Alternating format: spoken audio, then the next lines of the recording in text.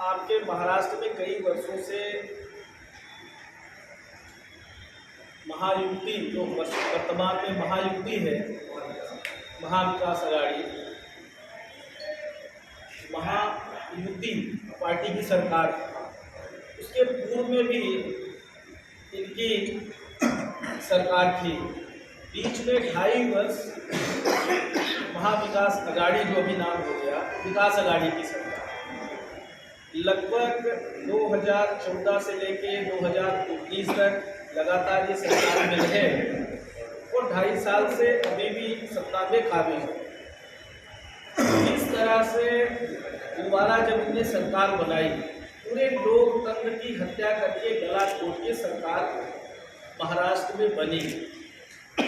एक तरह से जो लोग सत्ता में काबिज हुए हैं वो कहीं न कहीं गद्दारी की, अपने नेताओं के साथ गद्दारी की, अपनी पार्टी के साथ गद्दारी की और ये गद्दारों से मिली हुई सरकार है। और पूरे 2.5 साल में प्रदेश की जनता के साथ भी गद्दारी की।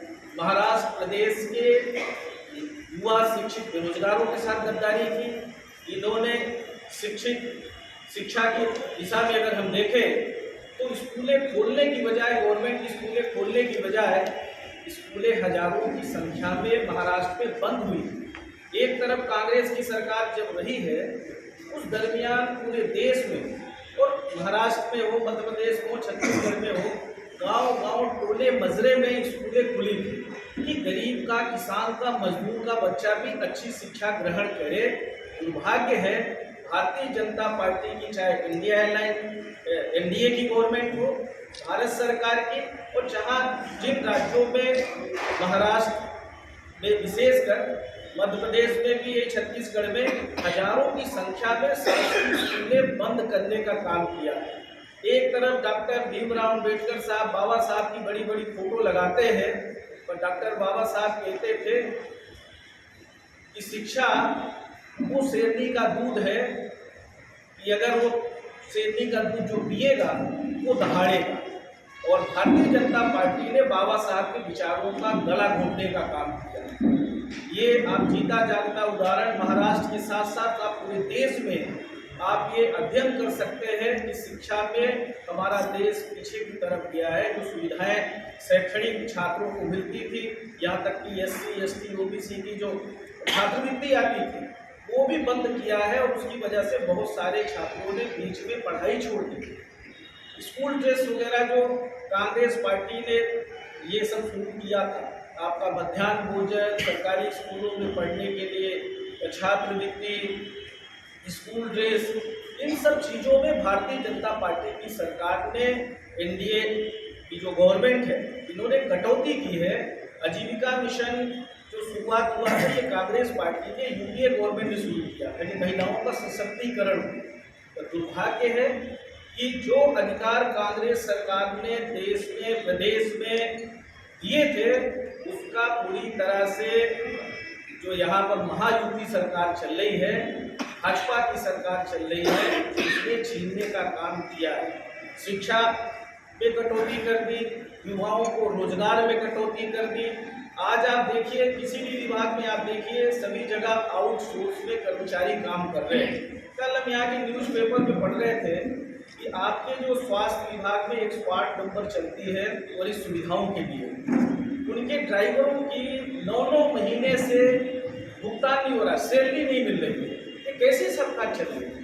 एक तरफ आपके जो कर्मचारी हैं जो काम कर रहे हैं, आप उनको एक तो आउटसोर्स में काम कर रहे हैं, 9,000 10,000 में इस महंगाई के दौर में लोग काम कर रहे हैं, उनको आप सैलरी तक का भुगतान नहीं कर रहे हो। और दूसरी तरफ चुनाव को देखते हुए, इसके पहले महायुति की सरकार को, इसके पहले जो इनकी सरकार थी बीजेपी की, तब इनको महिलाओं की याद नहीं आई।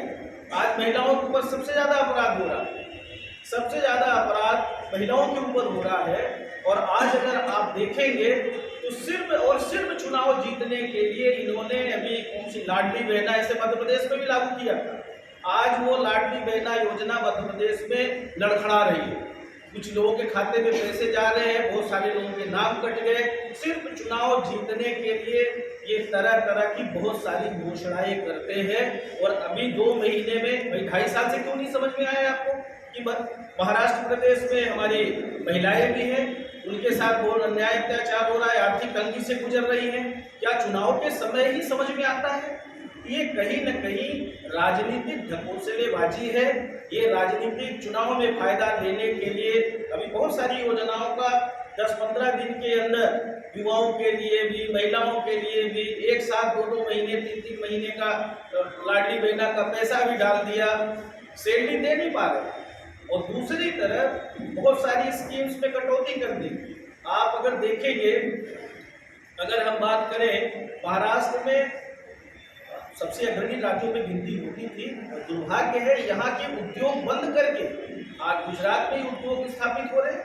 यहाँ के उद्योग जो स्थापित हुए थे, आज हमारे जो युवा है जिनको औद्योगिक संस्थानों में, इंडस्ट्रियों में रोजगार मिलता था, आपने उनका रोजगार भी छीनने का काम किया। कितने सारे युवाओं का रोजगार यहाँ पे ही, आपके अकोला डिस्ट्रिक्ट में जो बहुत सारी जो यहाँ पर कपास और सोयाबीन का जो उत्पादन होता है, यहाँ जो प्लांट लगे हुए थे वो बंद हो गए। आप अभी देखिए, अगर खेती किसानी में जाए तो अभी फसल किसानों की ज़्यादा अतिवृष्टि से, ज़्यादा लगातार बारिश होने से किसानों का सोयाबीन की फसल, यहाँ तक कि जो संतरा मौसमी की फसल होती है वो बर्बाद हुई। पर कोई सरकार की तरफ से सर्वे नहीं कराया गया, कोई राहत राशि नहीं देने का काम किया। 4800 रुपये से घोषणा साबित हुई है।